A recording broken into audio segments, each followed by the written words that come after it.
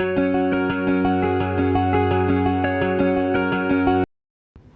అండి, good morning.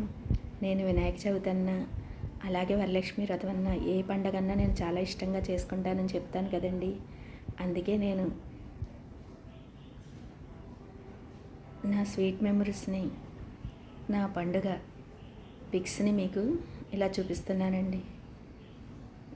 ఇవి చూస్తే మీకు అర్థమవుతుంది నేను పూజ ఎంత భక్తి శ్రద్ధలతో చేసుకుంటానో.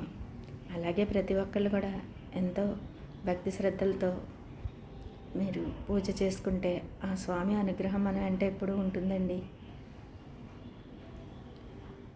ఈ వీడియో కనుక నచ్చితే లైక్, షేర్, కామెంట్ చేయడం మాత్రం మర్చిపోవద్దు. నా డెకరేషన్స్ ఎలా ఉన్నాయో మీకు కామెంట్స్లో చెప్పండి.